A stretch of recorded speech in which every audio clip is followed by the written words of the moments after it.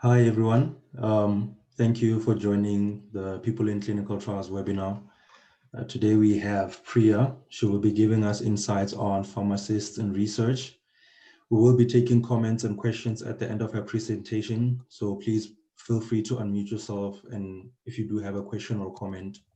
Also, you can also use the chat function if you are afraid of just unmuting and speaking. So without wasting any more time, I'm going to hand over to Priya to start with their presentation. What I'm going to do is I'm going to just make Priya the host so that she can be able to share the screen. Hi, Victor. Good evening, everybody. Thank you very much for joining me this evening, and to Chrismo, I think, who are sponsoring the I'm talking about pharmacists and research. I myself am a pharmacist. I've graduated in the late 90s. So I've been a pharmacist generally in research, not just clinical research. So I thought we'd start with the basics. What is a pharmacist? A pharmacist is a licensed professional, a licensed person whose compounds, prepares, and dispenses. So a doctor or dentist. So a pharmacist is a healthcare professional who cooperates and consults with other healthcare professionals concerning medicines. A pharmacist has advanced knowledge of chemical and physical properties of medicines and available dosage forms.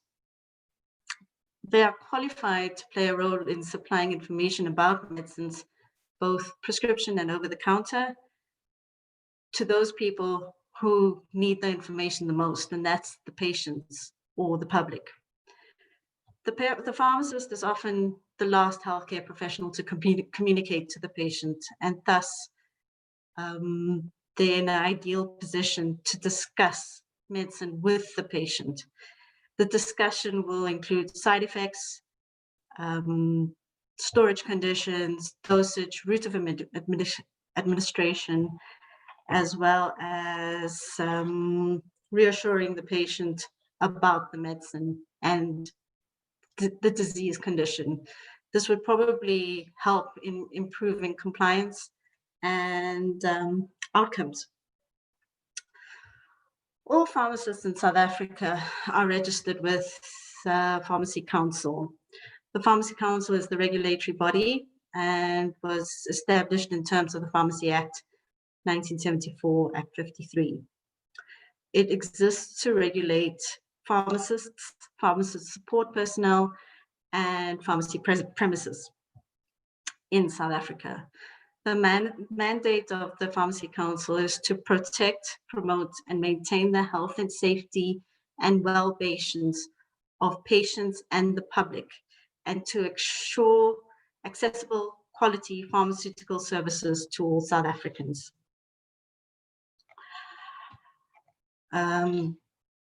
So that's what a pharmacist is. Research. The general definition of research would probably be like collecting information about a particular subject. It's a careful and diligent search about information, or a studious inquiries or examination. Another definition is the investigation or experimentation aimed at discovery and interpretation of facts, revision of accepted theories, laws in light of new facts, and practical application of such new and revised theories or laws. And I think it's this definition that is most appropriate for clinical trials, where clinical trials are involved in identifying information about new drugs or new dosage forms, or dosage forms for different dosages or treatments for new indications. Okay, so what does a pharmacist do? A pharmacist is the custodian of medicine, and we are involved and responsible for all things that involve medicines. This includes from right in the beginning, pharmacists ensure the quality and safety of medicines that are supplied to patients, from research and development through to establishing this safety and efficacy of medicines, and then manufacturing, packaging, and dispensing. They make sure that pharmacists ensure that the supply of medicine is within the law, that the pharmacists ensure that medicines are prescribed to patients that are suitable, and they're involved in advising patients on the use of medicines, and they are there to answer patients' questions.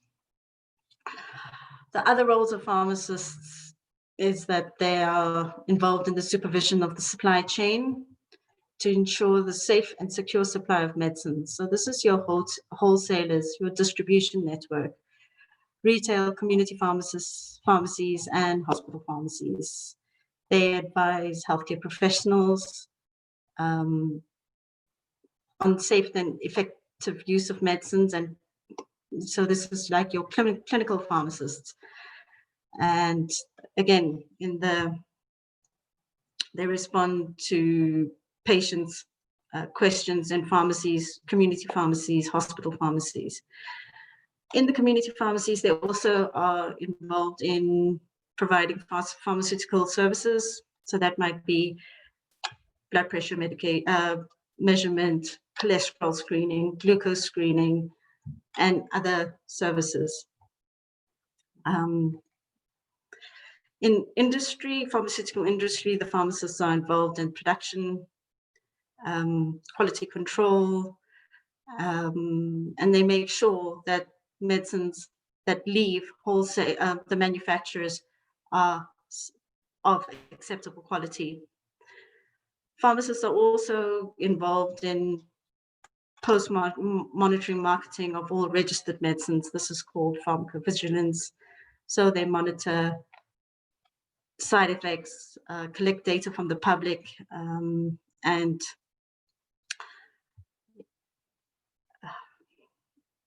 so, as described earlier, where do pharmacists work? Community, retail, hospitals, in the industry, and then additionally in other sites. So universities, so teaching, medicine information. The pharmacists are involved in training support staff for pharmacies, and then also is veterinary pharmacy and pharmacy organizations. So pharmacists and research. So I'm not only going to speak about clinical research, I'm just going to give a mention of where pharmacists fit in terms of research of a new drug. So during the initial research phase in the development of a medicine, pharmacists will work with other scientists to develop and select compounds that may have medicinal properties. And they would help in the selection of choosing the compound that would be valuable to develop into a registered medicine.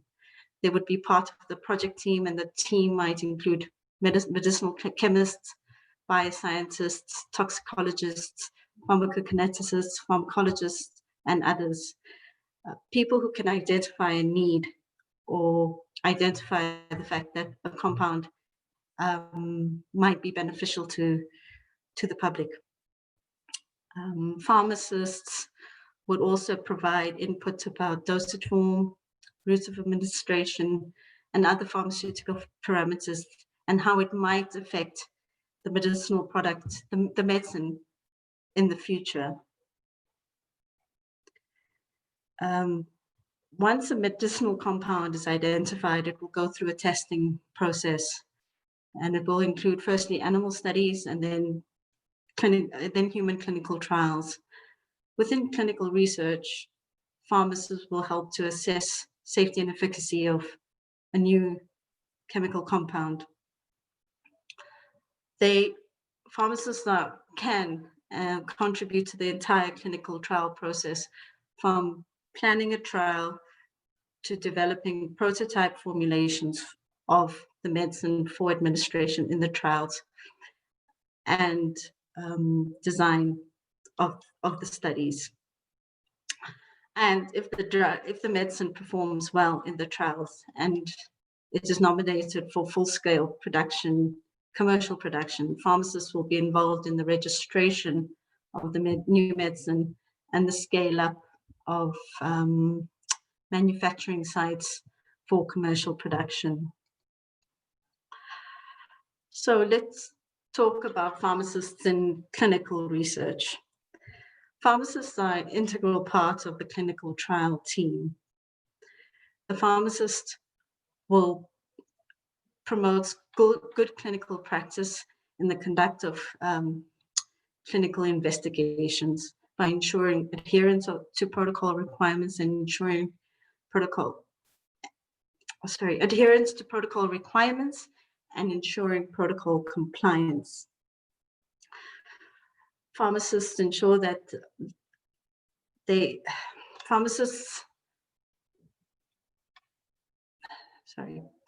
protect the rights and welfare of all study participants. They direct the conduct of the clinical investigation according to regulations and the guidance of documents. And pharmacists, most importantly, assure the integrity of data generated at the site regarding the drugs being tested. So going back to the first point, adherence to protocol requirements and ensuring protocol compliance. The protocol and the manual of operations for a clinical trial provides information and instructions to the pharmacist for the requirement of the investigational product. This will include how to order, store, and dispense the investigational product. So dispensing is particularly important in clinical trials. Often there'd be blinding in studies where sometimes it is only the pharmacist who knows what they are dispensing and which participant is getting active ingredient or is part of the placebo arm. So it's absolutely essential that dispensing is accurate and precise. Sometimes investigational products need to be prepared. Take vaccines where they need to be prepared under sterile conditions. So pharmacists are required to work in laminar flow units and prepare study vaccines. The protocol and the MOP will also give instructions of how to store the study product.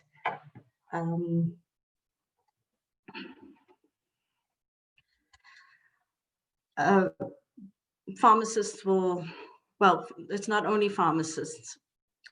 Clinical studies are always run in a way to protect the rights and welfare of all study participants. This is why the GCP, all studies clinical studies are conducted under GCP guidelines. I think GCP guidelines is an international ethical and scientific quality standard for design, conduct, performance, monitoring, auditing, recording, analysis of clinical trials. South Africa has its own set of guidelines, but it's related to the international guidelines. And anybody and everybody who works on clinical trials will have to do GCP training in order to be allowed to work on clinical trials. Participants have to be protected. And if any way participants are not, perhaps, if participants are not benefiting from the study or are adversely affected by the study, studies may be stopped. This is ensured by the constant monitoring of studies, clinical trials as they are ongoing. So there's site monitors that come to the study, to the sites, and they will monitor the site files as well as go to pharmacy and check the pharmacy site files and check that everything is being, the study is being conducted as per the protocol and the MOB. All clinical studies have what is called the DSMB, Data Safety Management Board, and periodically they will meet and they will assess the data collected so far in the study and assess whether the drug is safe and efficacious, and if side effects or the study product is deemed becoming unsafe or not beneficial or actually harmful to participants, the study may be stopped. So the other thing that is very important in pharmacy is assuring that the integrity of data generated at the site is the quality of the data and the integrity of the data collected at the sites. Investigation products, study products often have very specific storage requirements, and it may be room temperature, but it would be designated between 5 and 25 degrees, or fridge between 4 and 8 degrees Celsius, or freezers minus 20, minus 40, minus 60 degrees Celsius, whatever is required for the investigational product. And pharmacies need to be equipped with the right storage, the right equipment to store investigational product, right?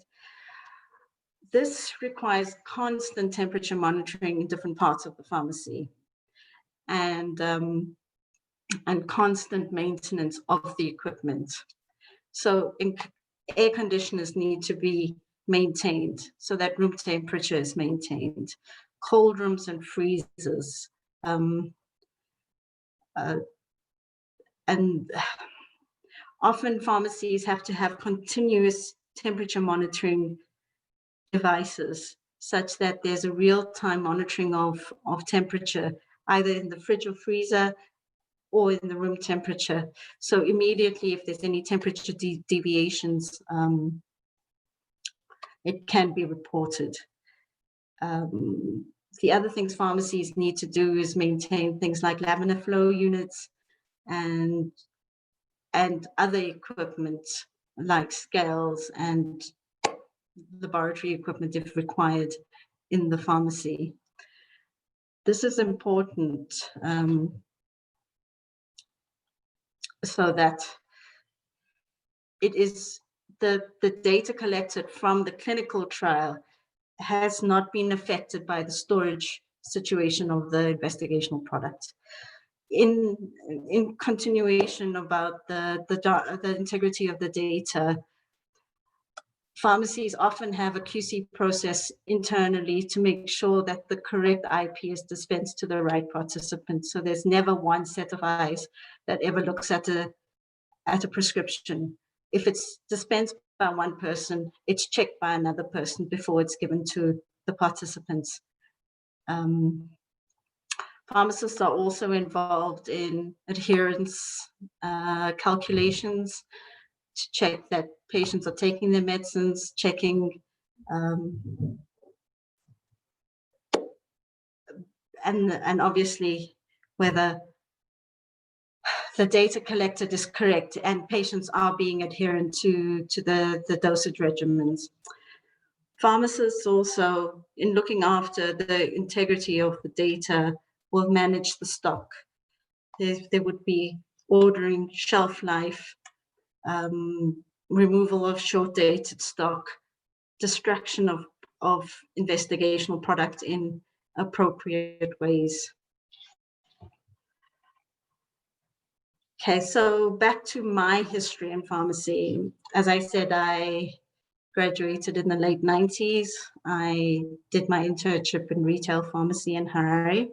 I'm originally from Zimbabwe. From 2000 to 2010, I worked in retail pharmacy in South Africa, and I owned my own retail pharmacy in 2003 to 2010. In 2011, I started working at the perinatal HIV research unit as a locum.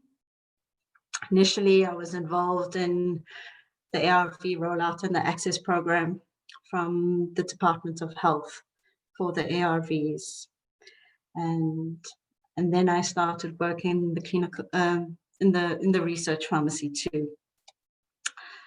But as it happens with research, funding started drying up, and my contract was to be terminated. But instead of letting me go, they put me into a new department, and that was the regulatory department on a so-called temporary basis.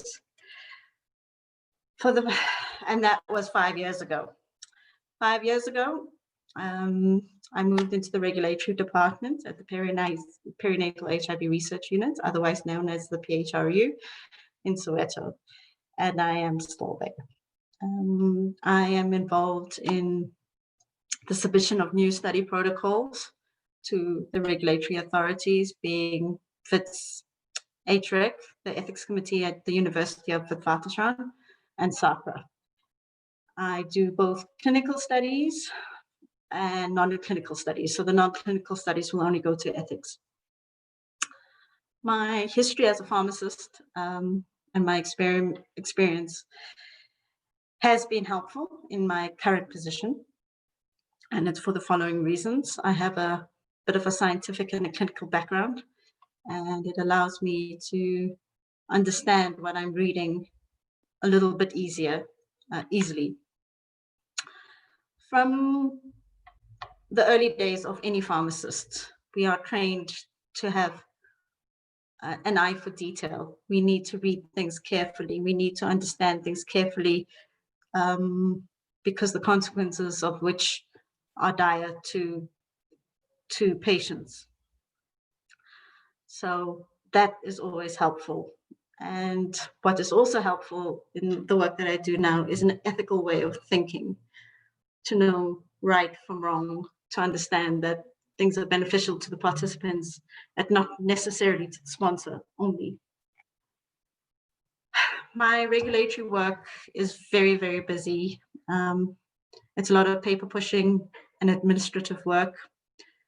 Like I said, I do the new study submissions, but my life involves annual reviews and recertifications, biannual progress reports, protocol amendments, informed consents, investigators and sub-investigators, adverse events, serious adverse events, and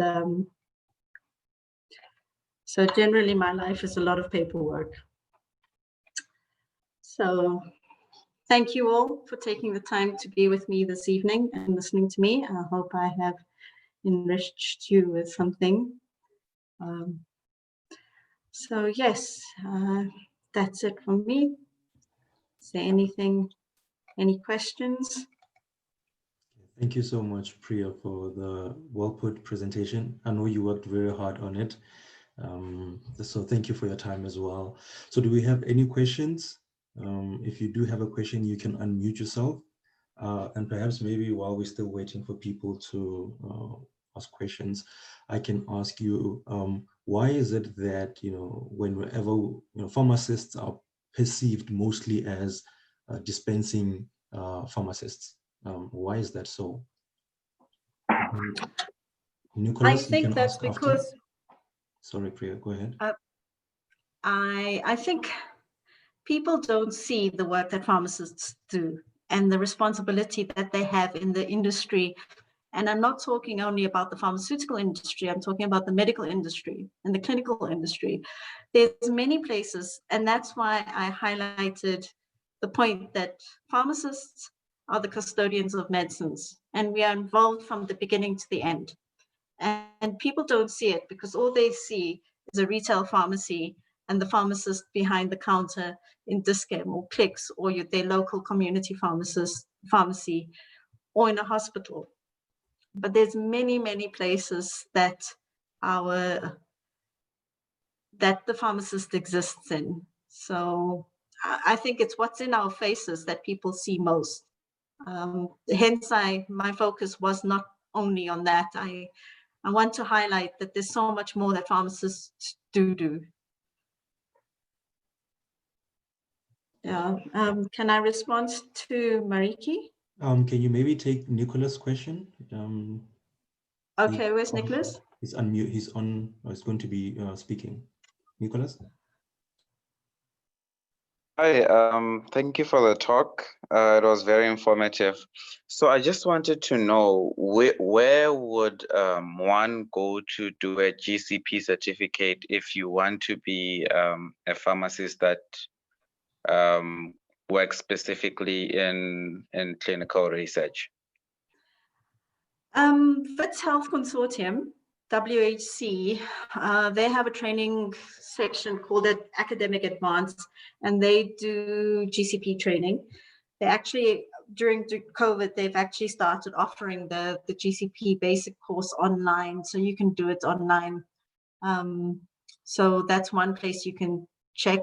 If you go to the Wits Health Consortium website and go to Academic Advance, I'm sure you can find the links. So that's the one place you can do that. And they train in South African GCP, which is a requirement to work in clinical trials in South Africa. I hope that answers your question. Yes, it does. Thank you. Fadzai, can I answer your question? You're asking what salaries are like compared to other pharmacy sectors.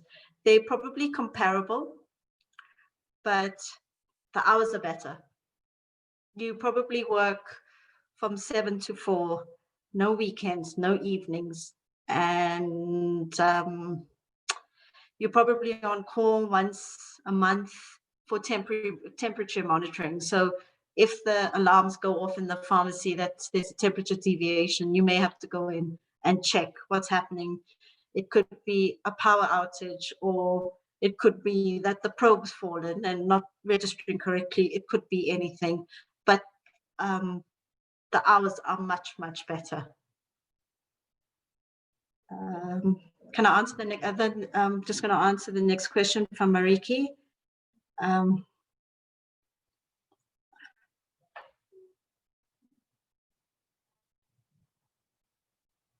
In dispensing in clinical research, the person checking or QC. Yeah, sorry, can you hear me? Yes, I just had to read it twice. It's okay. No, you know what?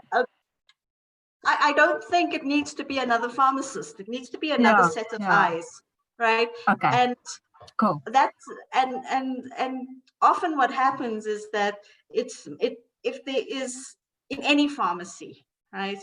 It might be a pharmacist assistant that does the dispensing, and it's the pharmacist who QCs before it goes out. Of course, yes, yeah. Yes. Okay. So it's the same process in research, and it often happens if you watch in a Clicks pharmacy, you'll get tons of people working in the front line, but you'll still wait to receive your medicine. It's because it's being checked by the pharmacist before it leaves. So it's that same kind of.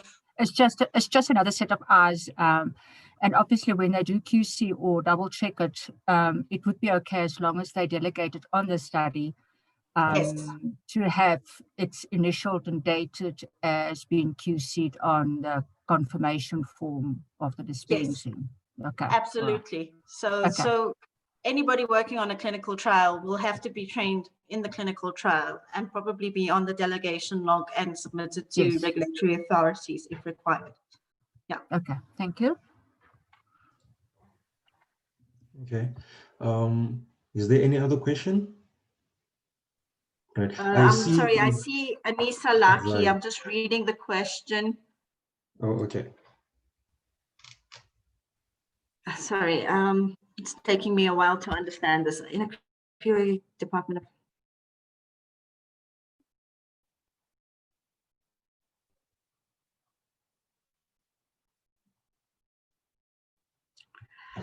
I'm not sure if I understand your question fully, Anissa. In any pharmacy, there's going to be a quality control situation, and it would be definitely related to that particular pharmacy. If you look at the regulations, a pharmacist can dispense a script without it being QC'd. So that's not a law. It's not a requirement by law, but it's probably, but in our case, it's a requirement by our pharmacy. So that is to reduce mistakes or errors or any kind of deviations. I'm not actually sure about the contraception. Ideally, a contraception is a Schedule 3, so it should be supplied on a prescription. If you'd like to, you can send me your email address and I can confirm that with you and I can let you know again. Would that be appropriate, Anissa? Hi, Priya. Yeah, thank you for the presentation. So I understand that for the investigational product that the QC, like the measure that you just mentioned, that Yes. extra set of eyes will just verify. So the scenario that I'm actually trying to identify or prescribe to you is that the protocol is no longer, it's not really a protocol requirement that the pregnancy testing was supposed to be done, right? Because we are way past the timelines of issuing study product, but just because of other safety measures and service kind of to the participants, those who want to continue with the contraception, irrespective that it is no longer requirement from the protocol, we do then issue contraception to them, right? In this case, the investigator omitted to write the prescription. Not actually omitted. She was waiting for a pregnancy test before she prescribed the contraception because participant defaulted contraception, right? And the nurse omitted to read the investigator's notes, and the error that the investigator did was to, on the prescription, start the completing it by putting the participant ID number, PID, as well as the date on the prescription. But the investigator did not complete the prescription since she was waiting for a pregnancy test result, right?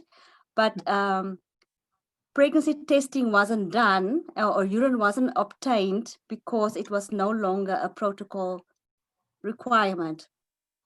So the nurse took the script to the pharmacist and asked the pharmacist to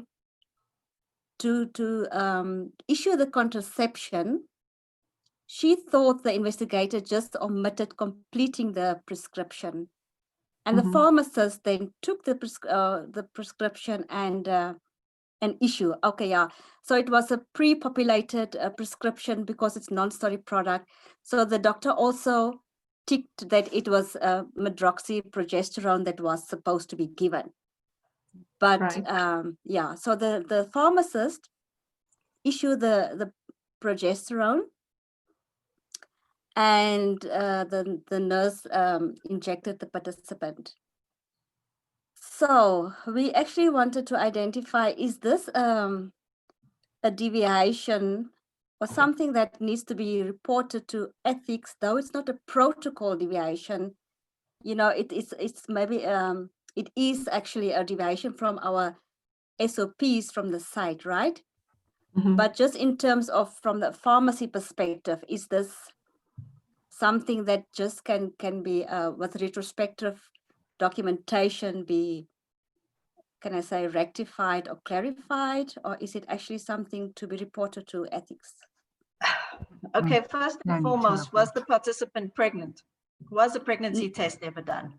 Okay, so then a pregnancy test wasn't required, but fortunately there was other urine sample that was collected for STI, and the PI request from the lab retrospectively, since the sample was already in the lab, to just do a pregnancy test. The pregnancy test came out fortunately negative, So, participant safety and all that kind of things, can I say, actually wasn't jeopardized or. Yeah. But in So- terms so- of the, just because the contraception was issued by the pharmacist without a legal script, that is our something that we would like to know if it's something reportable to ethics, just as a procedure or deviation from standard guidelines, if I can phrase it like that. You know, this is a bit of a unique situation, and that's the problem. I wouldn't say it's a problem. This is what makes clinical trials and ethics so interesting, because each situation needs to be thought out so carefully. I actually, honestly, I don't know. I'd have to bounce this off somebody who does know better than me. Or bounce it off somebody who can discuss this with me further, because I think I'm having the same dilemmas that you're having. Do you mind sending your email address to Victor, and I will get back to you? Sorry, can I ask a question on Yes. that, Please do. Anisha? Yes, Mariki? Okay, Anisha, is the pharmacist delegated on the protocol, on the delegation log? Yes, she is. She is on the delegation log. Sorry, yes. I can't hear you.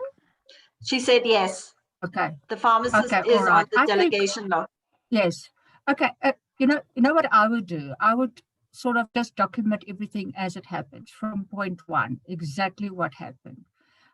Make a copy of that script, you know, and let the doctor or the PI initially date it, and get all your documentation in the source file with the patient at the visit where it happened.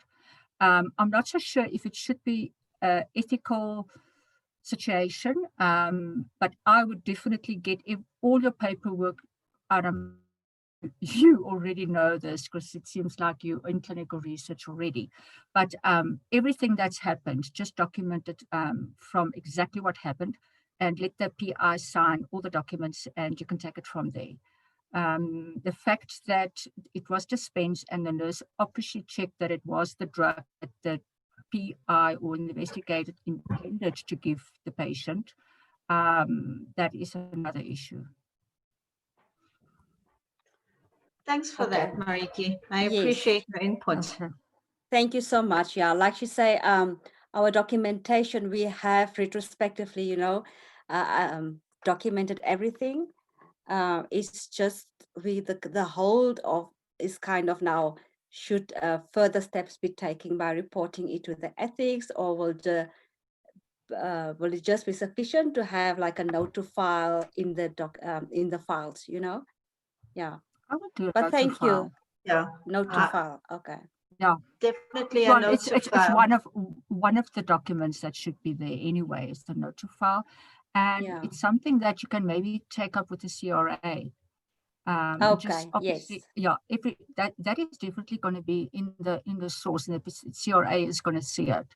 Yeah. And if she feels it's an issue, she would be the best person to have, maybe get the medical advisor in, or whoever is going to handle it if they feel they need to process this any further. But I think Okay. at least a note to file with the rest of your documents. You know, I always say, as long as there's a story, they can work with it. Well, good luck Yeah. then. Thank you Okay. so much. Thank you for your input. Thank you, Mariki. Thank you all for your interaction. There's two quick questions, Yeah. and maybe Priya, if you can answer them I'll quickly. address them quickly. And- Fadzai, is there any additional training required for pharmacists? No, not really. You probably get on-the-job training. With clinical trials, each study is different, and with experience, you will get trained per study, and with experience, you will get the clinical trial experience from working on numerous studies. So if you make the effort to do GCP on your own, the GCP course, and do ethics training online, there's many courses on ethics, one of them being the TRREE. That's also is actually a requirement for to working on clinical trials now. Mariki, oncology pharmacist. additional training, compounding necessary? I don't think so. I would still think, as I said, it's often with clinical trials and pharmacies, because each protocol is so different, you will get on-site training in the study. And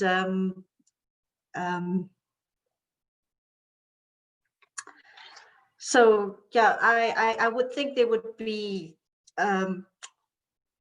training at the research site rather than required compounding training. If it is required, the site will send you for the training they want to send you on. I wouldn't recommend anything other than that. Can I just respond? Can you asking for my email address and chat to everyone? Yeah, you can do that via the chat. So, yeah, today we had a really very an interactive session. Yeah, so I'd like to thank everyone that's participated in this. Thank you for attending, and also Priya, thank you so much for taking your time out to do this presentation. I also want to acknowledge Crismo. They have sponsored this webinar, and I would like to thank them for that.